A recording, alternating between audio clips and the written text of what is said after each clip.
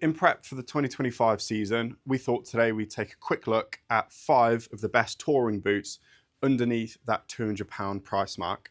We've got a set of TCXs all the way up at the top end, pushing that £199.99, so you're on the right limit of the budget. We come all the way down to a set of RSTs all the way at the sort of more entry and budget side of things. I'm going to run you through, talk to you about what the difference is as you move up in the price points, what you're going to gain, sort of features and specs, differences, and sort of where it really lies between what you're going to be spending and what you're going to be getting with the boot. And you can come to the decision of, is spending that additional amount of money actually going to gain what you are after in a boot, whether it be touring, big distances, European trips and things like that. Let's run you through and show you what the difference is in this price point. So kicking off our list today, first up we have the RST Axiom Boot. This is coming in on the entry side of our budget, and we're kicking the list off at £99.99, so it's an incredibly well-priced boot for it. They are a predominantly sort of leather style of boot. It is not an actual full true leather. However, it does offer the same sort of appearance and very similar features in terms of the water resistance. Waterproofing wise, they come with the RST Aqua membrane. We've seen this in a lot of their products. It's quite well used across the range. It's had sort of many years of use, and it's a long running partnership with RST. Over onto the sort of front and the lower side of the boot, you've got obviously a big shift pad over for the right hand boot. The left hand does have one as well, so whether it's hooking under something or grabbing a hold of something with the left foot, you're all covered. You do have a nice abrasion panel fitted to the outside of the toe, just where your little toe is going to sit. In the event something does happen, it's going to offer just a little bit more of that slide protection over onto the side of things. The sole on this one, it's a nice rubber sole. It's got a good bit of grip to it. It's unbranded. It's not a Vibram or anything flash like that. They're just a standard generic rubber sole. It does the job. It'll work as intended. It's not the most durable. It is not the most sort of rigid sole either. Fighting that, in the inner here, there is a polycarbonate anti-torsion base. So that is going to give a bit more reinforcement to the bottom side of the boot when you're riding, as well as the main and lowers are both well bonded together. You can see that they're a nice strong fit. Nothing's going to sort of come apart into these. Into the actual safety and impact resistance of them, there is a nice reinforced toe box in the front. Again, it's just an unbranded polycarbonate dropped into it. At this price point, you're not going to be getting really sort of high-end outsourced products and materials that are going to be used. Moving back, the heel cup, same story as well as the toe box. They're both that polycarbonate, same matching with the midsole reinforcement as well. Up onto the top of things, they've got a nice sort of quick wicking antimicrobial liner in there, so it helps just to keep things a little bit fresher for a bit longer. The fastening system on this is a big panel of Velcro and a zip. Obviously you can see in there you have the little gusset as well. That is going to help keep the backing of that zip dry and in turn your foot on the inside of things. The sole on these is just a very standard insole from RST. It is very similar to the membrane on the inside in that it is antimicrobial, so it can be removed. It can also be cleaned and washed. We do have a couple of sprays and things we recommend that you can look after the inside of your boots with. Keep them a bit fresher, keep them smelling a bit nicer as well.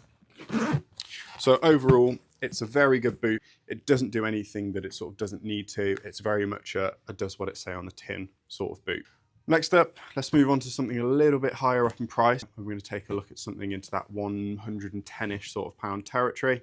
Let's get on and I'll show you that boot now. Next up on the list today, I've got the Richa Nomad Evo long boot here. This is coming in at a price point of £109.99. We quite like the Richa Nomad as it has a bit more of a unique opening and fastening system to it than something like the RST does. Let's take a quick look into the system. Some of you will have noticed that this is a somewhat Daytona-y style of system and that you have twin zips on both sides, allowing for a huge amount of opening. Same over on the rear as well. You've got a big piece of Velcro paneling to sort of adjust and play with. It's a super nice addition to see some stretchy material around the back, so it allows you to open up the top of that boot a bit more, just making getting your foot in and out a little bit quicker and a little bit easier. Over onto the waterproof side of these, same story as what we looked at with the RST. It is a waterproof membrane. It's not using the Aqua one. It is using a Hipora, which is a very similar sort of material in terms of waterproofing features and specs. Richa use quite a lot of this across their range, so same with the RST. We've seen it in quite a lot of their products. It's been used for many, many years with Richa. It works, we know it works, and we've been quite impressed with the Hippora partnership they've got going on. Over onto the safety side, being a slightly taller boot, you do have a nice bit of padding up towards the front, which helps protect the shin. So any road dirt or rocks or anything that's going to get kicked up, it is going to take a bit of the force out of the impact for you, just to help keep things a little bit softer.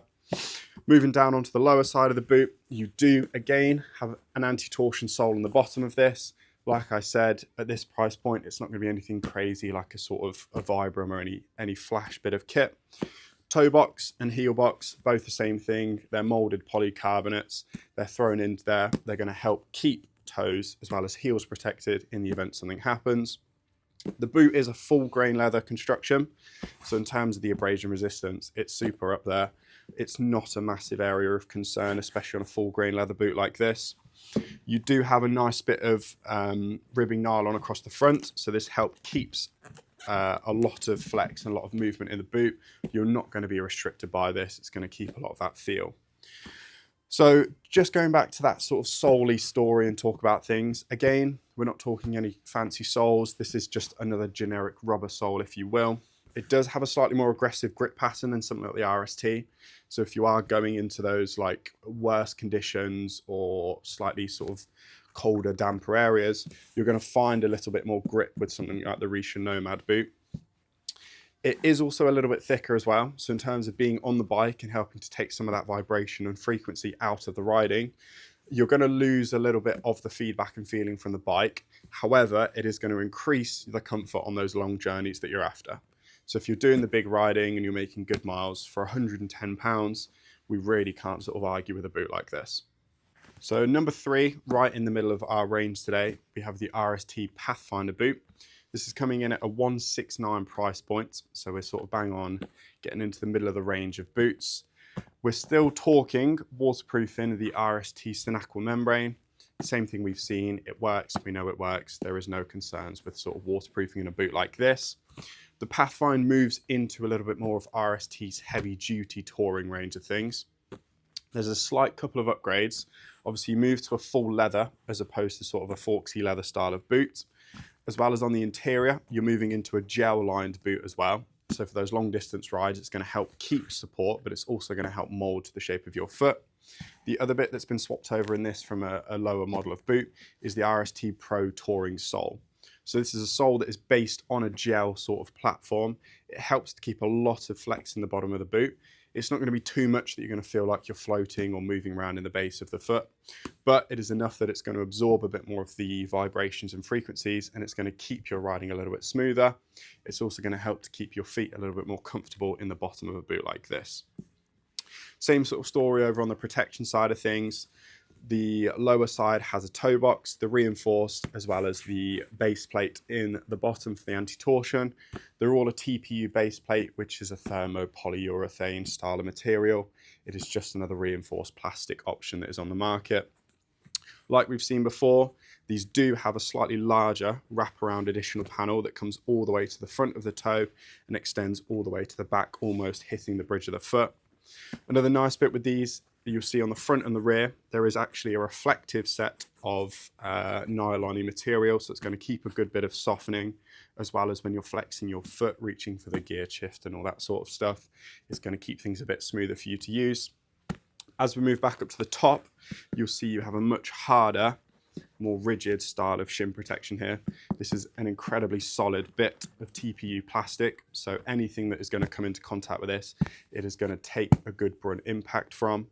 Obviously, in the event of something a little bit more serious like an accident, you will find the limit of this when high sort of speed metal pieces and things come into it. But for your general riding of road chips and rocks and things of that sort of nature, this is going to take the impact straight out the front of the boot. It's a really solid boot. You gain a little bit in terms of those longer distances. So if you're doing that slightly more touring, big distance riding, you're going to find the comfort aspect of a boot like this is a jump from the previous two that I've shown you.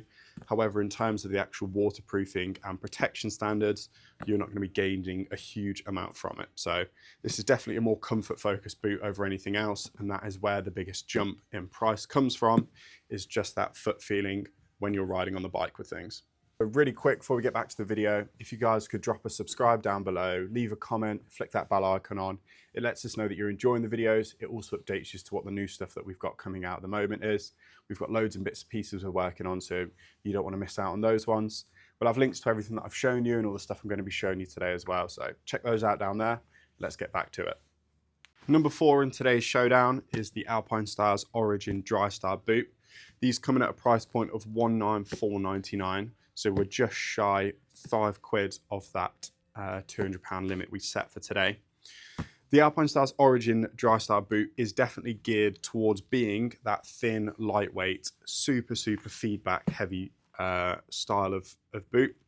It is an incredibly thin boot to wear. You're going to keep a huge amount of feeling, a lot of feedback from the bike that you're on. You're not going to miss out a lot with a boot like this. Obviously, the Alpinestars Drystar range, the membrane that is the Drystar membrane from Alpinestars, is quite well known across the industry. It's been used in sort of thousands of their products over the years. We know it works, it does its job, and it's in there, which is a nice bonus to have. There's nothing too sort of standoutish. It is more Alpinestars just showing you that they have a solid price competitive option in this market of boots. Full leather as well, so very similar to the other couple of boots that I've shown you so far. Same sort of story in terms of having an additional layer of impact protection over onto the side as well as abrasion resistance. Shift pad on one of these, it's not a leather or a rubber style, it's a bit more of a soft plasticky material, so in terms of that it's going to wear a little bit longer as well, which is slightly nicer. It is also stitched into the boot as opposed to being stuck to the boot, so in terms of a longer lasting and longevity of this sort of panel, you're not really going to have to worry about the edges lifting or getting a bit of that glue failure at any point that might happen on the other ones that I've shown you. With the exception of that, it doesn't stand out too much from the rest of the range. It's a very sort of standard Velcro and zip style of boot. Same story with the little gusset on the inside to help keep your foot dry. There's just the extra layer of waterproofing. Reinforced toe cups in there. It is surprisingly soft for a boot like this, but as I said, this is geared towards being a more comfortable, lightweight, thinner boot. It's not going to have a big, rigid toe box in there. So if it's something you're not after in terms of having a really big front end protective cup, this might be worth a look for you. Same story on the heel cup as well. It's quite soft. There is a good amount of flex there. This boot is designed to be nice and soft. It's one of those you can get off and sort of walk around in and still be fairly comfortable in. There's not too much else, like I said, to really talk about one of these. Sole at this price point, we're still talking a standard, just generic rubber Alpinestars sole. It's nothing out the usual that we've seen from Alpinestars at this level of pricing. It's a solid boot.